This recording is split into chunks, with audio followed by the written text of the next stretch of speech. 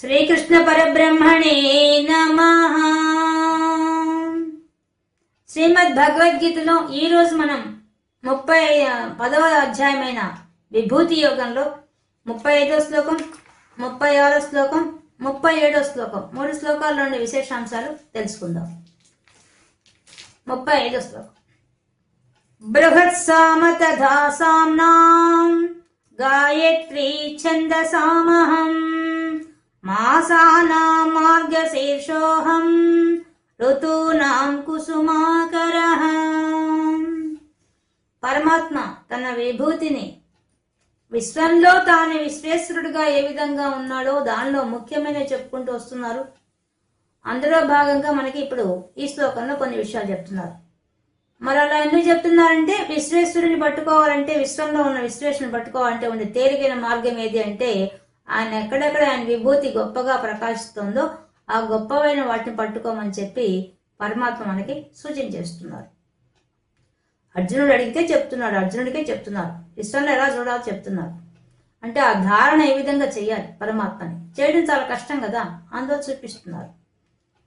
ఇప్పుడు మన ముఖమే ఉంది. మనం ఇంతకుముందు చెప్పిందే మీకు చెప్తే మళ్ళీ గుర్తొస్తుందని. మన ముఖంలో మన కళ్ళు ముఖ్యమైనవే, మన ముక్కు ముఖ్యమైనదే, మన పెదవులు ముఖ్యమైనవే, మన నాలుక ముఖ్యమైనదే, మన యొక్క బుగ్గలు ముఖ్యమైనవే, మన నుదురు ముఖ్యమైనదే, మన చెవులు ముఖ్యమైనవే, మన శిరస్సు మొత్తం అసలు లోపల ఉండే మెదడు అంతకన్నా ఇంపార్టెంట్. కానీ మనం అలా చెప్పుకోకుండా ఏం చెప్పుకుంటాం, మొత్తం ముఖంలో ఏది బాగా గొప్పది అంటే ఇమ్మీడియట్ గా చెప్పే ఆన్సర్ కళ్ళు అని చెప్తాం. శిరస్సులో నయనం ప్రధానం అని చెప్పేస్తాం. ఎందుకు చెప్తాం? ఇవి చాలా ముఖ్యం. మిగతా అన్నింటినీ ఎట్లా అడ్జస్ట్ చేసుకోవచ్చు, కానీ ఇది మాత్రం అడ్జస్ట్ చేయలేం. ఇది ఉంటేనే మన జీవితం.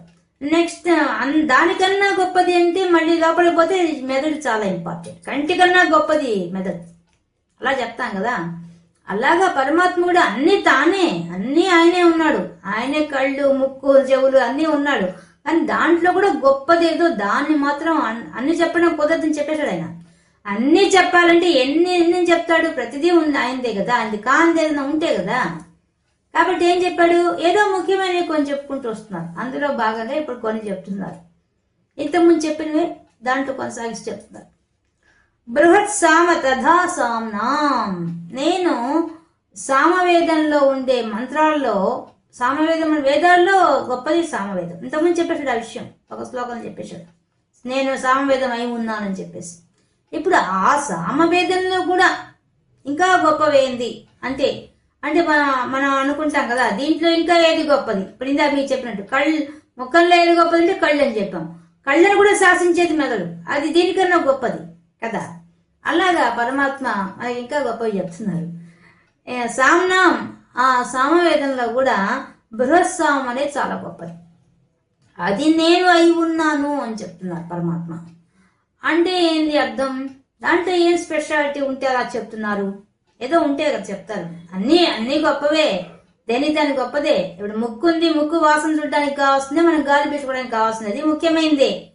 కానీ దానికన్నా మనం కన్ను ఎందుకు గొప్ప చెప్తున్నాం? కన్ను ఉంటే ప్రపంచాన్ని చూడగలవు, నీ పనులు చేసుకోగలవు.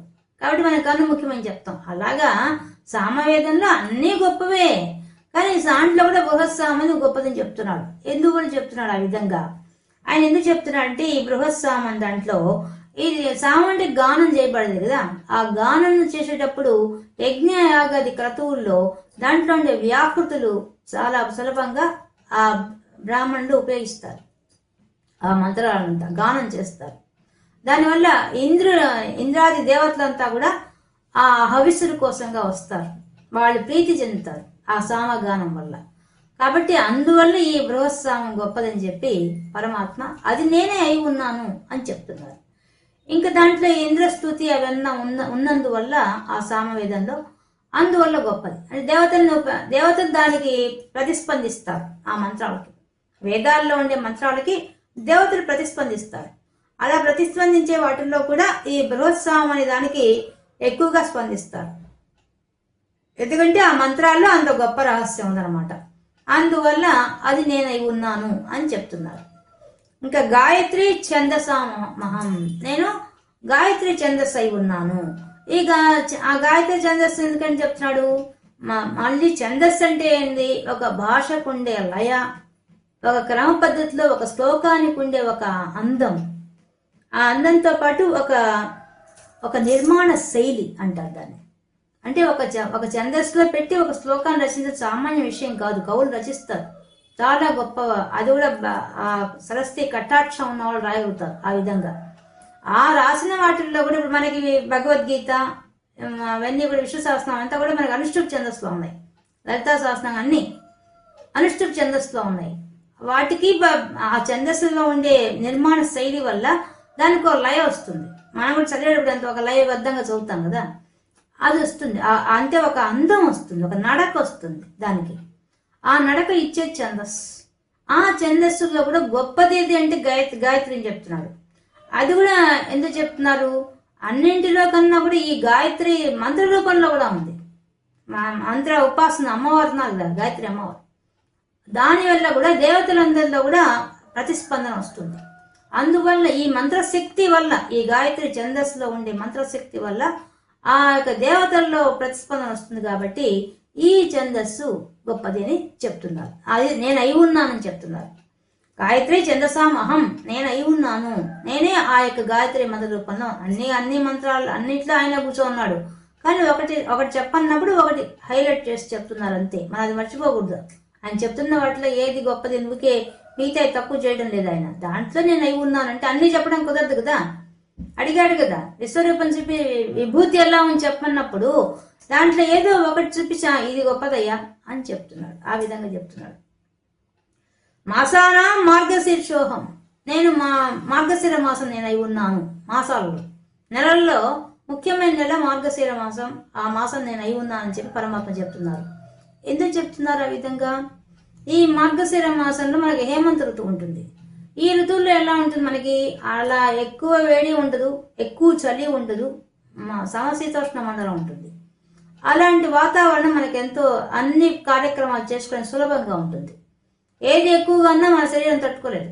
కాబట్టి సమశీతలం ఉంటుంది. కాబట్టి సమశీతోష్ణ మండలం, ఉష్ణము శీతలము రెండు సమానంగా ఉంటాయి. కాబట్టి మనకు హాయిగా ఉంటుంది ఆ వాతావరణం. అందువల్ల ఒక కారణం అయితే భారతంలో మనకి చెప్పే విషయం ఏంటంటే, భారత కాలం నాటికి, భారతం జరిగే కాలం నాటికి ఈ మార్గశీర్ష మాసంతోనే సంవత్సరం మొదలవుతోంది వాళ్ళకి.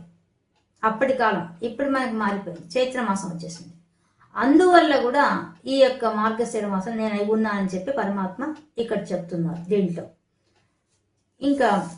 ఇంకోటి ఋతువునాం కుసుమాకర, నేను ఋతువులలో వసంత ఋతువు అయి ఉన్నాను. కుసుమాకర అంటే కుసుమ అంటే పూలకు నిలమైన మాసం వసంత మాసం. ఆ వసంత మాసము నేను అయి ఉన్నాను అని చెప్తున్నారు.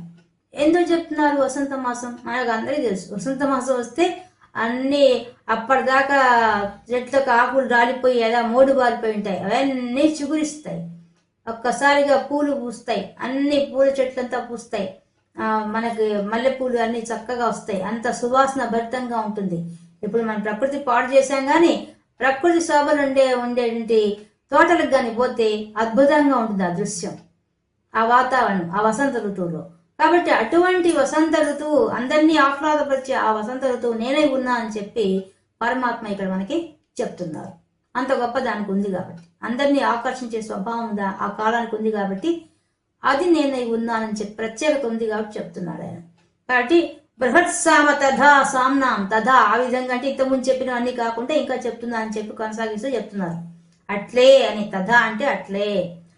బృహత్సామ తథా సామ్నాం, ఆ యొక్క సామవేదంలో ఉండే ఆ మంత్రాలలో గొప్ప మంత్రం బృహత్ అనే ఆ యొక్క సామం గొప్పది, అది నేను అయి ఉన్నానని చెప్పి పరమాత్మ చెప్తున్నారు. గాయత్రి ఛందసామహం, అహం నేను ఆ ఛందస్సుల్లో కూడా ఆ గాయత్రి మంత్ర స్వరూపంగా, గాయత్రి ఛందస్సు రూపంలో నేను కూర్చో ఉన్నానని చెప్తున్నారు. మాసానా మార్గశీర్షోహం, మన పెద్దానికి నేను అయి ఉన్నాను అని తీసుకోవాలి మనం. అక్కడ అస్మిన్ లేకపోయినా మనం అది తీసుకోవాలి. మాసానా మార్గశీర్షోహం, మాసాలలో నెలల్లో గొప్పదైన ఆ మార్గశీర్ష మాసం. అందులో మనకి మార్గశీర్ష మాసంలోనే ఈ యొక్క భగవద్గీత కూడా చెప్పబడింది, బయటకు వచ్చింది. కార్తీక మాసంలో మొదలైన అక్కడ చెప్పిన బయటకు వెలుపలకు వచ్చింది మార్గశిర మాసంలో ఈ యొక్క భగవద్గీత. మళ్ళీ మనకు దత్త జయంతి అటువంటి ముఖ్యమైనవన్నీ జరిగేది కూడా ఈ మాసంలోనే. పైన ఉపాసన కార్యక్రమాలు జరిగేది ఈ మాసంలోనే. ధనుర్మాసం వచ్చి మనం అన్ని ఉపాసన ఎక్కువ చేస్తాం, విష్ణు సంబంధించినవన్నీ చేస్తుంటాం. అందుకని ఇది గొప్ప నెల అయిపోయింది. అందుకని చెప్తున్నా పరమాత్మ ఋతువునాం కుసుమాకర. ఈ విధంగా వసంత ఋతువులలో వసంత ఋతువుని, అన్ని ఋతువులు గొప్పవే, ఏది తక్కువైంది కాదు. దాని ప్రభావం దానికి ఉంటుంది కాలానికి. కానీ దాంట్లో కూడా అన్నింట్లో కూడా గొప్పది ఏదంటే అందరినీ ఆహ్లాదపరిచేటువంటి ఆ వసంత ఋతువు నేను అయి ఉన్నా అని చెప్పి పరమాత్మ ఇక్కడ మనకి చెప్తున్నారు. 36 జూతం చలయతామస్మి తేజస్వినామహం జయోస్మి వ్యాసాయోస్మి సత్తం సత్వతామహం. జూతం చలయతామస్మి, ఆ జూత క్రీడ గురించి చెప్తున్నాడు, జూదం గురించి. ఈ జూదము అనేది మనం ఇప్పుడు అందరికీ సందేహం వస్తుంది, భగవంతుడు అట్లాంటిది అంటే మనిషి అన్న తర్వాత మన భూమి మీద పుట్టిన అందరికీలో 3 గుణాలు ఖచ్చితంగా ఉంటాయి. సత్వగుణం, రజోగుణం, తమోగుణం 3 ఉంటాయి. మంచి చెడు 2 ఉంటాయి. 2 పరమాత్మే. మనకు కుడి భాగం ఉంది, ఎడమ భాగం ఉంది. కుడి ఎడమ అంతా పరమాత్మే కదా, ఏది తీసిపారేం లేదు, అన్ని పరమాత్మ స్వరూపాలే. కాబట్టి ఇక్కడ జూదం నేనై ఉన్నాడని చెప్తున్నాడు. చలయితామస్మి అంటే వంచన చేసే ఆ ఆటలలో, వ్యాపారాలలో నేను జూదమై ఉన్నాను, జూత కళ అయి నేను ఉన్నాను అన్నాడు. నిజానికి మనకు 64 కళలు తీసుకొచ్చినాడు పరమాత్మ భూమి మీదకి. 64 కళల్లో కూడా ఈ జూత ఆట కూడా ఒకటి ఉన్నది. ఇది ఎంతవరకు ఉంది? ఒకప్పుడు అది ఒక ఆట అంటే ఆటలాగా ఉండాలి. ఆ ఆట ఎక్కడి దాకా వెళ్ళిపోయింది? దాంట్లో స్వార్థం ప్రవేశించేసింది. స్వార్థంలో నుంచి ఎక్కడి దాకా వెళ్ళిపోయిందంటే ఇతరులను దోచుకునే దాకా వెళ్ళిపోయింది. జూత క్రీడ అలా అయిపోయింది. గ్యాంబ్లింగ్ ఇప్పుడు మరి అన్నీ వచ్చేసాయి దాంట్లోంచి, ఒకటి కాదు ఎన్నో పుట్టేసాయి దాంట్లోంచి. కాబట్టి పరమాత్మ అది కూడా, ఆ కళ కూడా కష్టమైందే అనుకుంటాం, కానీ ఏదైనా కష్టమైనవే. కానీ వాటిల్లో కూడా పట్టు సాధించారంటే ఆ కళ, ఆ జ్ఞానం ఇస్తున్న వాడు ఎవరు? పరమాత్మ వల్లే వస్తుంది ఆ జ్ఞానం. ఎవరికైనా సరే ఏ పని చేయాలన్నా దానికి ప్రేరణ, దానికి కావాల్సిన శక్తి ఇస్తున్నాడు పరమాత్మే. పరమాత్మ ఇవ్వకపోతే ఎవరికి శక్తి లేదు. కాబట్టి ఆయన ఇక్కడ చెప్తోంది జూత క్రీడ నేను ఎందుకు అవుతున్నాను చెప్తున్నాడు, అందుకు చెప్తున్నాడు. దాంట్లో కళ మాత్రం ఆయన, ఆ కళ నువ్వెట్టు ఉపయోగించుకుంటావు, మంచికి వాడతావా చెడుకు వాడతావా నీ చాయిస్. కానీ దాన్ని మంచిగా వాడుకోవాలి. అది ఒక ఆటని ఆనందంగా తీసుకోవాలి. కానీ ఆనందంగా ఎక్కడికి పోతుంది? ఇప్పుడు మనకు భారత యుద్ధం వచ్చింది ఆ జూదం అనే ఆట వల్లే. ఆ యుద్ధానికి మూలం అదే కదా. ఆ ఆటకు రమ్మంటే ధర్మరాజు వెళ్ళడం వల్లే, ఆయన ఓడిపోవడం వల్లే ఆయన ఈ విధంగా వచ్చిన పరిస్థితి. కాబట్టి అటువంటి పరిస్థితి రావడానికి కారణం ఏంది? ఆ ఆటే. ఆ ఆటలో కూడా శకుని వంచన చేశాడు, మోసం. అందుకని వంచన ఆయన కూడా చెప్తున్నారు, పరమాత్మ కూడా చెప్తున్నాడు. వాడికి ఆ టాలెంట్ ఎక్కువగా ఉంది. ఆ శకునికి మోసం చేసే టాలెంట్ ఎక్కువగా ఉంది. దాంట్లో ఆ ఆటలో టాలెంట్ ఎక్కువగా ఉంది. దాన్ని ఆయన ఉపయోగించుకున్నాడు. దాంతో వీళ్ళ రాజ్యాన్ని తీసుకొని రాజ్య భ్రష్టం చేసి అడవుల పాలు కూడా చేసాడు పాండవుల్ని. అంత స్థితి దేని వల్ల వచ్చింది? ఒక్క జూత క్రీడ వల్ల వచ్చింది. అదే మనకు భారతంలో ఇది అయిపోయిన తర్వాత, ఈ జూత దాంట్లో ధర్మరాజు ఓడిపోయి అంతా అయిన తర్వాత, యుద్ధం తర్వాత కృష్ణ పరమాత్మ శాసిస్తాడు. ఎవ్వరూ జూదం ఆడడానికి వీలు లేదు శాసనం పెడతాడు ఆయన. ఎందువల్లంటే ఇంత నష్టం జరుగుతోంది, స్వార్థాన్ని అది ఒక ఆటగా ఆడుకుంటూ ఆనందిస్తే పర్వాలేదు, కానీ దాన్ని స్వార్థానికి ఉపయోగించేస్తున్నారు కాబట్టి దాన్ని ఆయన శాసనంగా తీసేస్తాడు. అలాగే ఆయన ఈ మల్ల యుద్ధం పట్లలో కూడా అన్ని పట్లు ఉండే క్రిటికల్గా ఉండే వాటిని తొలగిస్తాడు. తర్వాత కలియుగం వస్తే మళ్ళీ అన్నీ వచ్చేసాయి. ఆయన ఆపాడు కానీ మళ్ళీ వచ్చేసాయి అనమాట. అలాంటి పరిస్థితి అనమాట ఈ యొక్క జూత క్రీడ. దీనికి మనం ఉదాహరణ చెప్పుకుందాం. ఒక రాజ్యంలో ఒక రాజు, ఆయనకు జూదం ఆడడం చాలా ఇష్టం. అని దాంట్లో అన్ని మెడుకులని బాగా తెలుసు ఆయనకి. అందుకని ఆయనకి అందరి రోజు ఎవరో ఒకరితో ఆడాలని ఇష్టం. ఎంత కార్యకలాపాలు అన్ని చేసినా ఆయనకి ఆ ఆట బాగా వచ్చు కాబట్టి రోజు ఎవరితో ఒకరితో ఆడాలనుకొని ప్రకటిస్తాడు. రాజ్యంలో ఎవరికైతే జూదం వచ్చో వాళ్ళంతా వచ్చి నాతో ఆడొచ్చు అని చెప్పేసి. ఇంకా రాజుగారితో ఆటని చెప్తే దాంట్లో మెడుకులు తిరిగిన వాళ్ళు, ఓనమాలు తిరిగిన వాళ్ళు కూడా పోయి ఆయనతో ఆడాలని చెప్పి అందరూ ఉత్సాహంగా ఎక్కడెక్కడ యువత అంతా వచ్చేస్తారు. తట్టుకోలేకపోతారు. 100 కొద్ది 1000 కొద్ది వచ్చేస్తారు జనం ఆయనతో ఆడుకోవాలని. అప్పుడు ఆయనకి తను చేసిన తప్పు అర్థమైపోతుంది. ఇది అనవసరంగా ప్రకటించేసరికి ఏమైపోయింది, ఇంతమంది వస్తే ఎంతమందిని ఆడతాడు. అందుకని వెంటనే దాన్ని కొంచెం మార్చి, ఎవరైతే నేను ఓడిస్తానో, నన్ను ఓడించలేకపోతారో వాళ్ళ తలకాయ తీసేయబడుతుంది చెప్తాడు. వెంటనే ఆ రూల్ పెట్టేస్తాడు. దాంతో ఎక్కడి వాళ్ళు అక్కడ సర్దుకుంటారు. అరాకొర అంతా వెళ్ళిపోతారు. బాగా దాంట్లో ప్రావీణ్యం సంపాదించిన వాళ్ళు ఎవరిని వచ్చినా ఈయనకు బాగా టాలెంట్ ఉంది దాంట్లో. వాళ్ళు ఓడిపోతే వాళ్ళు శిరశ్ఛేదం చేసేవాడు, ఇది చేసేవాడు ఆయన. ఇది తెలిసినప్పటి నుంచి బాగా వచ్చిన వాళ్ళు ఇంకా ఆడడానికి భయపడ్డారు ఆయనతో. ఎవరు ఆడతారు ఆయనతో ఈ విధంగా రూల్ పెడితే తలకాయ తీసేస్తుంటే ఎవరు పోతారు, ఎవరు పోలేదు. ఎవరో ధైర్యం చేసి వచ్చినా, నెలకోసారి ఒకటి వచ్చినా వాడు ఎడ్రిగా ఆయన చేతిలో ఓడిపోవస్తుంది, ఓడిపోయేవాడు. ఎందువల్లంటే ఆయనకు అంత టాలెంట్ ఉంది దాంట్లో. ఇలా ఉంటే ఒక పల్లెటూరులో ఒక బ్రాహ్మణుడు ఉంటాడు. ఆయన బాగా గురుకులం పెట్టుకొని చాలా విద్యలు నేర్పిస్తున్నాడు. ఆయన కూడా ఈ జూత క్రీడ చాలా బాగా వచ్చు. దాంట్లో పట్లు తెలుసు, దాంట్లో ప్రావీణ్యం ఎక్కువగా ఉంది ఆయనకి. ఎక్కువగా ఉన్నా కూడా ఆయన దాన్ని సరదాగా తీసుకొని సరదాగా ఆడేవాడు. తన శిష్యులకు కూడా నేర్పించేవాడు. ఆ నేర్పించి ఎందుకు నేర్పిస్తాడంటే, మన దేశం మీదకి ఎవరిని ఇతర దేశస్తులు వచ్చి ఆడితే వాళ్ళని ఓడించే రకంగా నేర్పిస్తాడు. ఏ స్వార్థం లేకుండా నేర్పిస్తాడు. పైన ఎలా వాళ్ళు వేసే ఎత్తులకు పై ఎత్తులు ఎలా వేయాలి, ఎలా పడగొట్టాలనే విషయం బాగా నేర్పిస్తాడు. ఇది మాత్రం చేస్తుంటాడు. అప్పుడు ఆయన దాకా ఈ విషయం పోతుంది. రాజుగారు ఇలా ప్రకటన చేశారు, ఓడిపోయిన వాళ్ళు తల తీసేస్తున్నారు, ఆయన ఓడించకపోతే ఇది జరుగుతోంది అనే విషయం ఆయన జరిగిపోతుంది. ఆయనకు చాలా కోపం వస్తుంది. ఎంత దుర్మార్గమైన పనిది, తల తీసేస్తారా ఓడిపోతే? ఆయన గెలవకుండా ఆయన ఓడించాలంటే సాధ్యమవుతుందా? కొంచెం భయంతో కూడా ఓడిపోతారు, అది తల తీసేస్తారా అని ఆయన కోపం వస్తుంది. ఆయనకి దాంట్లో బాగా పట్టుంది పైన, దాన్ని బాగా నేర్చుకున్నాడు. ఆయన పైన నేర్పిస్తున్నాడు కూడా ఆల్రెడీ. అందువల్ల ఆయన పోయాడు రాజుగారి దగ్గర, మంత్రి దగ్గరికి పోయాడు. మంత్రి దగ్గర పోయి నేను రాజుగారితో ఆడతానంటాడు.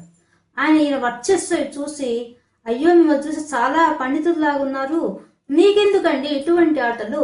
ఈ ఆటల్లో మీ తల తీసేస్తే ఎంతమంది మిమ్మల్ని నమ్ముకొని ఎన్ని కుటుంబాలు, ఎంతమంది శిష్యులు ఉంటారు, వాళ్ళు బాగుపడతారు కదా మీ విద్య వల్ల.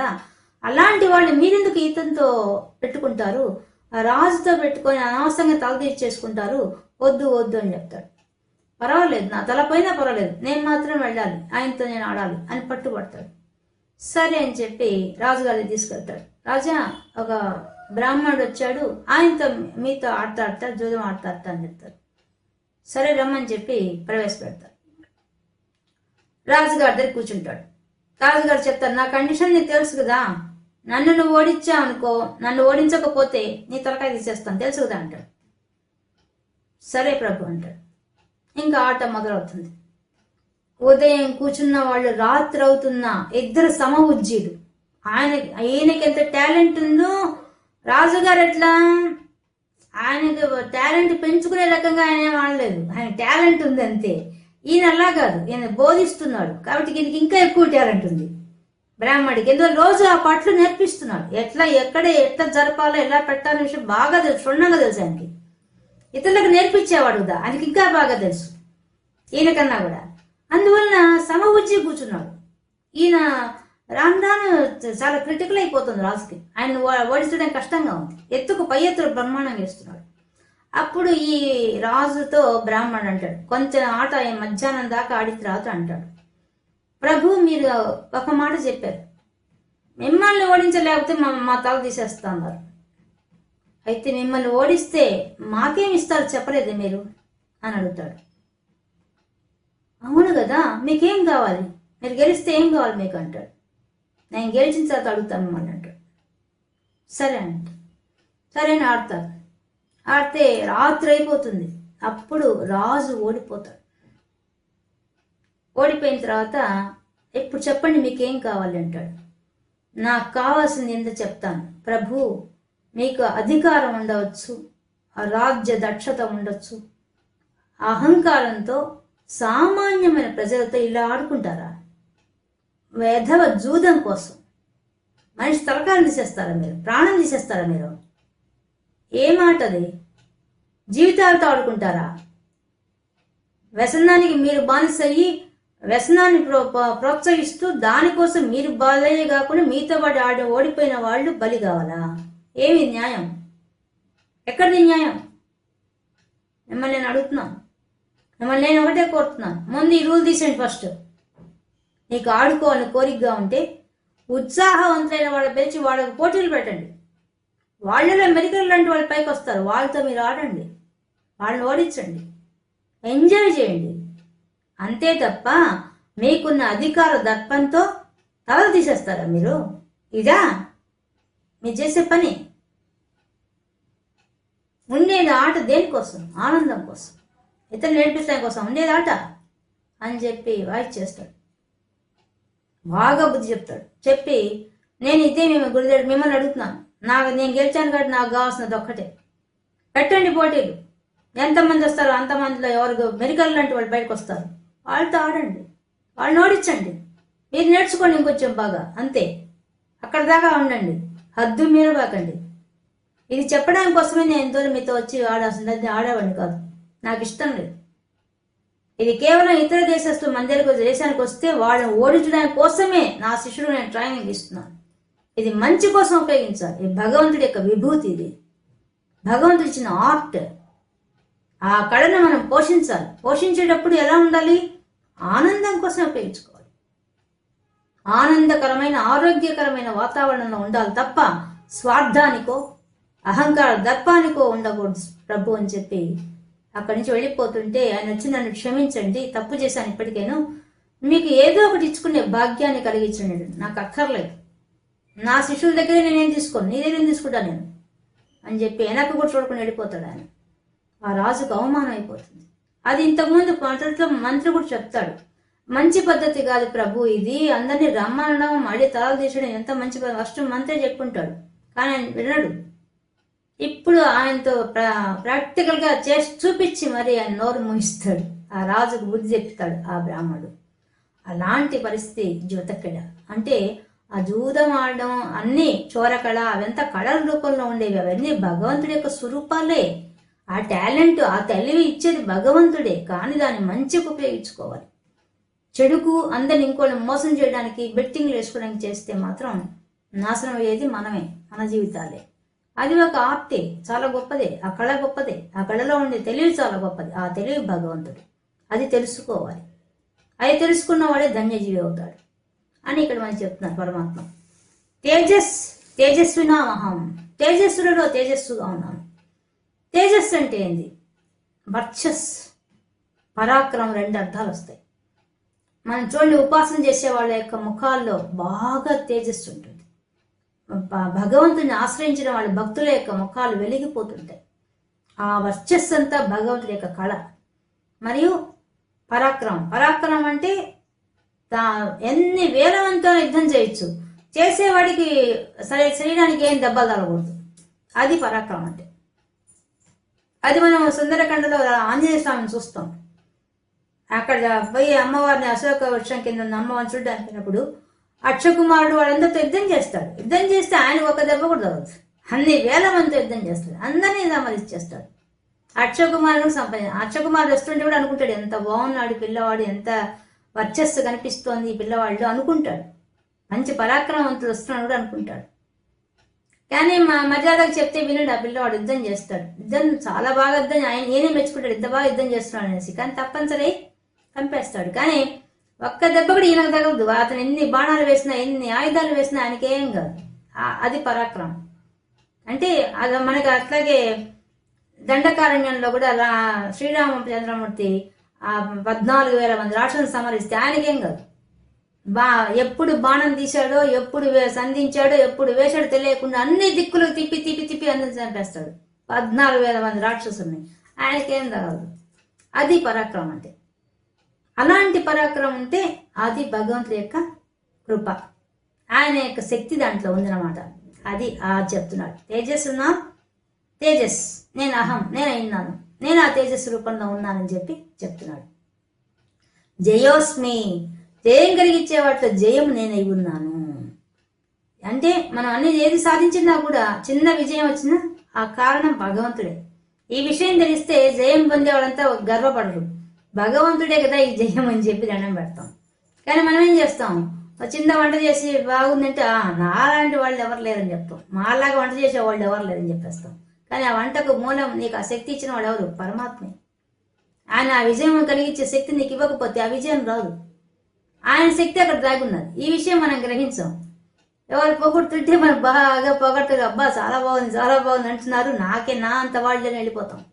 కానీ దాని వెనక హస్తం ఆయన ఉంది. ఆ విజయానికి కారణం ఆయన, అది గుర్తించాలి. ఇంకా వ్యవసాయోస్మి, వ్యవసాయాత్మిక బుద్ధి ముందే మనకి చెప్పేశారు. నిశ్చయాత్మకమైన బుద్ధి, అది ప్రయత్నం. ఆ ప్రయత్నం చేసే శక్తి ఎవరిస్తున్నారు నీకు? అదాన్ని ఉద్యోగం అంటారు. ఉద్యోగం అంటే ప్రయత్నం. ఆ నిశ్చయాత్మకమైన బుద్ధి పనిచేయడానికి ఆ తెలివి ఎవరిస్తున్నారు? పరమాత్మ ఇస్తున్నారు. కాబట్టి నేను అయి ఉన్నాను. మీకుండే ఆ వ్యవసాయాత్మిక బుద్ధి ఎవరిస్తున్నారంటే నా వల్లే మీకు అందరికి వస్తుంది, నేను ఆ రూపంగా ఉన్నానని చెప్పి పరమాత్మ చెప్తున్నాడు. ఆ రూపంలో ప్రకాశిస్తున్నాడు ఆయన మనలో. మనకు అది తెలియడం లేదు, కానీ ఆయనదే ఆ బుద్ధి తత్వం.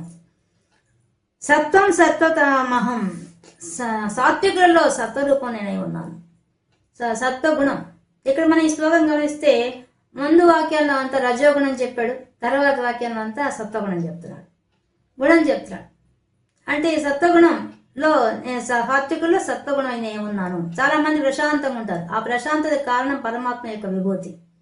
మనకి ఇదంతా మనకు ముందే 4వ శ్లోకం చెప్పేశాడు. మనలో ఉండే భావాలన్నీ కూడా పరమాత్మ అని చెప్పేశారు. కాబట్టి ఆ పరమాత్మ స్వరూపంగా ఉండే ఆ సత్వగుణం రావాలంటే దానికోసం మనం చేసే ఉపాసన వాటి వల్ల మనకు వచ్చే సత్వగుణం అంతా కూడా ఆ పరమాత్మ అనుగ్రహంతో వస్తుంది. కానీ మనకు అది తెలియకుండా నా అంత సత్వగుణం లేని వాళ్ళు లేరు అంటే అహంకారం కష్టంగా కూర్చుంటుంది. సత్వగుణం ఉన్న వాళ్ళకి అహంకారం ఉంటుంది, ఎక్కడో కొద్దిగానే ఉంటుంది. మేము సత్వగుణంతో ఉన్నామని అహంకారం ఉంటుంది. దాన్ని కూడా భగవంతుడు కట్ చేసేస్తాడు ఎప్పుడైతే అహంకారం వస్తుందో. అది లేకుండా చేయగల శక్తి భగవంతుడికే ఉంది. కాబట్టి ఈ సత్వగుణం ఆయన తెలిసి ఇంకా అహంకారం ఛాన్సే లేదు. మనం కూడా భగవంతుడి శక్తి వల్ల మనం ఇంత మాత్రం ఉన్నామని దండం పెట్టుకుంటూ కాలం గడిపేస్తాం. కాబట్టి వీటిలో విభూతి గుర్తుపెట్టుకోమని చెప్పి పరమాత్మ ఇన్ని రకాలుగా చెప్తున్నారు. జూతం చలయతామస్మి, జూత ఆడే వంచన చేసే ఆటల్లో నేను జూత క్రీడ అయి ఉన్నాను. తేజస్వినామహం, తేజస్సులలో తేజస్విని కూర్చో ఉన్నాను. జయోస్మి, జయం కలిగించే వాటిలో జయం నేనే కూర్చో ఉన్నాను. వ్యవసాయోస్మి, నిశ్చయాత్మక బుద్ధి నేనే కూర్చో ఉన్నాను. సత్వం సతతామహం, సాత్వికుల్లో సత్వగుణమై నేను కూర్చో ఉన్నాను అని పరమాత్మ చెప్పారు. 37వ శ్లోకం. వృష్ణీనాం వాసుదేవోస్మి, పాండవానాం ధనంజయ, మునీనాం అప్యహం వ్యాస, కవీనాం ముసనా కవి. వృష్ణీనాం వాసుదేవోస్మి, ఇంకా పరమాత్మ తాను ఎత్తిన అవతారం గురించి చెప్పేస్తున్నారు. కృష్ణ పరమాత్మగా వచ్చిన ఆయన వృష్ణీనాం అంటే యాదవ వంశంలో పుట్టాడు. ఆయన యాదవ వంశంలో పుట్టాడా అంటే పెంచబడ్డాడు. అందుకని వెంటనే వాసుదేవస్ అని పేరు పెట్టేశాడు. వసుదేవుని యొక్క కుమారుడు ఆయన. కుమారుడేమో వసుదేవుడికి, పెరిగింది ఎక్కడ? యాదవ కులంలో. కానీ అందువల్ల వసుదేవుడి యొక్క వంశము ఆయన పేరు అవుతుంది. ఇటు యాదవ కులంలో ఉండే వంశానికి ఆయన వారసుడు అవుతాడు. అందుకని రెండు కలిపి చెప్తున్నాడు ఒకేసారి తన అవతారం. ఎలా ఉంది? వృష్ణీనాం, ఆ యాదవుల్లో నేను వాసుదేవోస్మి. వెంటనే ఆయన పేరేమో వాసుదేవుడే, కానీ వసుదేవుని యొక్క కుమారుడుగా ఉన్న నేను యాదవుల్లో ఒకడైపోయాను. నా యాదవ వంశానికి చెందినవాడు అయిపోయాను. కానీ వాళ్ళలో నేను మామూలుగా తీసుకుంటే అర్థమైంది, ఆ వృష్ణి వంశంలో వసుదేవుడిగా ఈయన గొప్పవాడు అని అర్థం వస్తుంది. కానీ చెప్పే విధానం చాలా చక్కగా చెప్పారు. నేను వసుదేవుని కుమారుణ్ణే, కానీ యాదవ వంశానికి చెందిన వాడిని అయ్యాను అని చెప్పేస్తున్నారు. అంటే తన యొక్క అవతార విశేషాన్ని ఇంత చక్కగా చెప్పారు, చూపించేశాడు ఒక్క వాక్యంలో. మనకు వాసుదేవ ముందే చెప్పాడు, సర్వజీవుడు ఎవరు ఎందుకు వసిస్తున్నాడు? ఆయన వాసుదేవుడు. కాబట్టి నేను వసుదేవుడి కుమారుడిగా వచ్చినా, యాదవ వంశంలో పుట్టినా, నేను ఎవరిని? సర్వజీవుడు నాలోనే వసిస్తున్నారు. అటువంటి వాసుదేవుడు నేను. అలా ఎవరు నన్ను చూస్తారో వాళ్ళు తరిస్తారు. ముందే చెప్పేశారు ఈ విషయం. ముందు శ్లోకాలు ఆ విషయం చెప్పాడు ఆయన. ఎవరైతే వాసుదేవమితి అని తెలుసుకుంటాడో వాడు మాత్రం తరిస్తాడని చెప్పారు కదా. కాబట్టి యాదవుల్లో లాగా చూసుకొని ఈయన ఒక యాదవుడిని చూస్తాడా? వాళ్ళేం తరించరు. మొత్తం వసుదేవుడి కుమారుడు అంటేనా తరించరు. వాసుదేవుడిని గుర్తించాలి. సర్వజీవరాశి ఆయనలో కూర్చోని ఎవరు గ్రహిస్తాడో వాడు తరిస్తాడు. అందువల్ల నేను ఆ రూపంలో కూర్చోన్నాను. నేను పుట్టిందేమో పెరిగిందేమో అక్కడ, పుట్టింది ఇక్కడ, కానీ నేను మాత్రం నన్ను ఎవరు ఈ విధంగా భావిస్తారో వాళ్ళు నా యొక్క శక్తి, నా విభూతి తెలుసుకున్నవాడు అవుతాడు అని ఇక్కడ చెప్తున్నారు. పాండవానాం ధనంజయ, పాండవుల్లో ధనంజయుడు. పాండవులు 5 మంది ఉన్న వాళ్ళల్లో ధనంజయుడు అంటే అర్జునుడు. అర్జునుడి గురించి చెప్తున్నాడు. నువ్వు పాండవులు 5 మంది ఉండొచ్చు, వాళ్ళల్లో నీవు నేనై ఉన్నానని చెప్పేశాడు. అంటే అర్థమైంది 5 మంది ఆయన కాదా, 5 మంది ఆయనే, వాళ్ళలో ఈయన స్పెషల్. ఎందువల్ల స్పెషల్? ఈయన ధనంజయ, పదం కూడా ఆయన వేరే పెట్టి అర్జునాన్ని పెట్టలే, ధనంజయ అని పెట్టారు. ధనము నిధిగా ఉన్నవాడు ధనంజయుడు. ఎప్పుడయ్యాడు ఆయన? ఆ రాజసూయ యాగం చేసినప్పుడు పోయి 4 దిక్కులకు పోయి ఆయన ధనం సంపాదించుకొచ్చాడు, అన్ని రాజ్యాలను ఓడించి. అప్పటి నుంచి ధనంజయుడు అయ్యాడు ఆయన అర్జునుడు కదా. అసలైన ధనం ఏముంది ఆయన దగ్గర? ఇది వినయం అనే ధనం ఉంది. ముందు నుంచి మనం మొట్టమొదటి చెప్పింది అదే కదా. ఆయన ఎంత బాగా అడిగాడు. ఆయన ముల్లోకాలను జయించేంత శక్తి ఉంది కానీ నాలో ఉన్న వ్యామోహాన్ని జయించలేకున్నాను ప్రభో అని అడిగాడు. అందుకే కదా ఇంత చెప్పాడు, ఇంత బాగా భగవద్గీత ఇంతవరకు చెప్పుకోవడానికి కారణం అదే కదా. నాలో ఉన్న మోహాన్ని జయించలేకున్నాను అంటే చెప్పుకుంటూ వస్తున్నారు కదా. కాబట్టి అంత గొప్పగా అంత వినయాన్ని ప్రదర్శించాడు ఆయన. ఆ ధనం ఉంది, వినయం అనే ధనం ఉంది. మరియు నరనారాయణలో ఒకడు ఈ అర్జునుడు. నరనారాయణులే కదా కృష్ణార్జునులుగా వచ్చారు. ఇద్దరు ఒకటే కాబట్టి, ఒకరిలోంచి వచ్చిన వాళ్ళు ఇద్దరు కాబట్టి ఇద్దరు ఒకటే అంశ. అందుకే తన పేరు చెప్పి తర్వాత అర్జునుడి పేరు చెప్తున్నాడు. నేను వాసుదేవుడిగా వచ్చాను, కానీ నువ్వు ధనంజయుడిగా వచ్చావు ఈ భూలోకంలో సంచరించడానికి కోసంగా. నువ్వు ధర్మస్థాపన కోసం ఈయన సహకరిస్తున్నారు. ఇద్దరు చేసే పని ఒకటే, ధర్మస్థాపనే. కాబట్టి మన ఇద్దరం సమఉజ్జులుగా వచ్చాం, నరనారాయణులుగా వచ్చి ధర్మస్థాపన చేయడం కోసం వచ్చాం. కాబట్టి ధనంజయ, నీవు కూడా పాండవుల్లో గొప్పవాడివి, నేనేమో యాదవ కులంలో పెరిగిన వసుదేవుడి కుమారుడినైనా వాసుదేవుడినే నేను. ఇలాంటి వాళ్ళ మన ఇద్దరం. కాబట్టి ఆ 2 అంశాల్లో ఎవరే ఉన్నారు? పరమాత్మే అయి ఉన్నాడు. ఇక్కడ మనం గుర్తుపెట్టుకోవాల్సిన పరమాత్మ అనే విషయం మర్చిపోకూడదు. అందుకనే పరమాత్మ అనే విషయం ముందు నుంచి చెప్తూనే ఉన్నారు. భగవంతుడు మాట్లాడుతున్న విషయం చెప్తున్నారు. అంటే లోకాతీతమైన వాడు, గుణాతీతమైన వాడు, సర్వాతీతమైన శక్తి మాట్లాడుతోంది. ఆయన అక్కడి నుంచి మాట్లాడుతున్నాడు ఆ విషయం. మనం భూమి సంచరిస్తున్నాం. ఇద్దరు ఏ రూపంలో? నేను వసుదేవుడిగా మా యాదవ కులం వాడిగా సంచరిస్తున్నాను, నువ్వు ధనంజయుడిగా తిరుగుతున్నావు. కానీ ఇద్దరిలో మన ఇద్దరికి ఉండేది ఏంది? ధర్మస్థాపన మాత్రం మన లక్ష్యం. మన విభూతి మాత్రం ఏంది? ఆ భగవంతుడి యొక్క విభూతి మన ఇద్దరం, నరనారాయణులే మన ఇద్దరం అనే విషయం చెప్తున్నాడు. మునీనాం అప్యహం వ్యాస, మునులలో మననం చేసేవాళ్ళు వ్యాస మహర్షి నేనేను. వ్యాస మహర్షి గురించి మనం ముందే మొదట్లో చెప్పేసుకున్నాం, ఈ యొక్క భగవద్గీత మొదట్లో చెప్పుకున్నాం. ఈ వ్యాస మహర్షికి చెప్పిన పరాశర మహర్షికి సత్యవతికి పుట్టినవాడు. ఈయన మననం చేస్తున్నాడు అంటే అర్థమైంది, పరమాత్మ తత్వాన్నంతా కూడా ఎక్కువ మననం చేశాడు. వాళ్ళలో నెంబర్ 1 పర్సన్ వ్యాస భగవానుడు. అన్ని పురాణాల్లో పరమాత్మ గురించి చెప్పాడు, పరమాత్మ తత్వం అంతా చెప్పేశాడు. ఆయన చెప్పండి ఎక్కడ ఉంది? భాగవతంలో చెప్పాడు, భారతంలో చెప్పాడు, 18 పురాణాలు చెప్పాడు, 18 ఉప పురాణాలు చెప్పాడు. అన్నింట్లో సవిస్తారంగా వివరించాడు ఆయన. పైన సాక్షాత్తు విష్ణు వంశతో వచ్చినవాడు ద్వాపర యుగంలో వ్యాస భగవానుడు. ఆయన అపాంతరతముడు అనే ఒక విష్ణు వంశతో వచ్చినవాడు. మనం ఇదంతా ముందు చెప్పుకున్నాం. అలా వచ్చినవాడు ఆయన. రావడమే ఆయన సజ్జో గర్భంతో వచ్చాడు సత్యవతికి. ఆయన 9 నెలలు గర్భంలో ఉన్నవాడు, నివాసం చేసినవాడు కాదు. సజ్జో గర్భం అప్పటికప్పుడే వచ్చి చూస్తూ ఉండగానే పెద్దవాడైపోయాడు. దాని జుట్టుతో, కమండలంతో, అన్ని జటాజూటంతో అన్నిటితో వచ్చాడు. రావడమే అలా పుట్టాడు సజ్జో గర్భం. వెంటనే పెద్దవాడైపోయాడు. వెంటనే తల్లిని అడిగాడు, నేను తపస్సు చేసుకుని వెళ్ళిపోతానే వెళ్ళిపోయాడు. అలాంటి గొప్పవాడు ఆయన. కాబట్టి అతని రూపం నేను నా విభూతి ఆయన. కాబట్టి నేను అయి ఉన్నాను, ఆ వ్యాసుడు నేను అయి ఉన్నాను. మనకు అది ముందు మనకు తెలుసు, విష్ణుమూర్తి అంశతో వచ్చిన వాడే వ్యాస భగవానుడు. కాబట్టి నేను అయి ఉన్నాను. కవినా ముసనా కవి, కవులలో ఉసనా కవి అంటే శుక్రాచార్యుడు.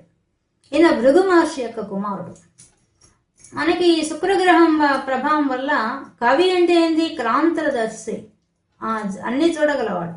కవిగాంచండి కవిగాంచగలడని అన్ని దర్శించగలవాడు. అటువంటి శక్తి గలవాడు ఆ శుక్రాచార్యుడు. ఈయన రాక్షసుల గురువైనప్పటికీ ఈయన చాలా గొప్ప ఉదాత్తమైన స్వభావం మనకు కనిపిస్తుంది ఆయన చరిత్ర చూస్తే. ఆ కచుడు వస్తే మృత సంజీవిని విద్యను జరిపిస్తాడు. ఆయన తెలుసు అక్కడి నుంచి వచ్చాడు, దేవలోకం నుంచి వచ్చాడు, అతనికి ఇవ్వకూడదు, విద్య ఇస్తే రాక్షసుడు బలైపోతారని తెలుసు. అయినా కూడా పక్షపాత బుద్ధి లేదు. ఆయన ఒక గురుస్థానంలో కూర్చొని ఆ కత్యుడికి మృత సంజీవని విద్యను ప్రసాదించాడు. అంత గొప్పవాడు.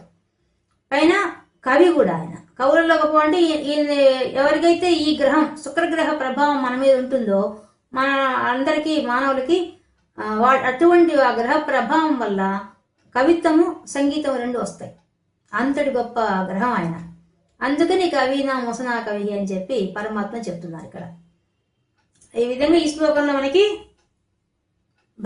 కృష్ణ భగవానుడి గురించి మొదటి పదంలోను, తర్వాత అర్జునుడి గురించి, తర్వాత వ్యాసుడు, శుక్రాచార్యుడు నలుగురు నేనే అయి ఉన్నానని చెప్తున్నారు. గొప్ప విషయం ఇది. నరనారాయణ గురించి చెప్పాడు. మునుల్లో మానం చేసేవాళ్ళు వ్యాసుడు అని చెప్పాడు.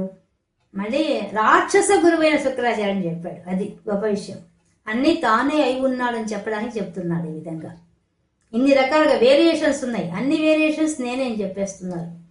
ఈ విధంగా మనకి ఒక్కొక్క శ్లోకం ద్వారా పరమాత్మ యొక్క విభూతిని ఇంత చక్కగా వివరించారు పరమాత్మ. ఈరోజు మనం శ్రీమద్ భగవద్గీతలో 10వ అధ్యాయమైన విభూతి యోగంలో 35, 36, 37 శ్లోకాల్లో ఉండే విశేషాంశాలని తెలుసుకున్నాం. కృష్ణార్పణం.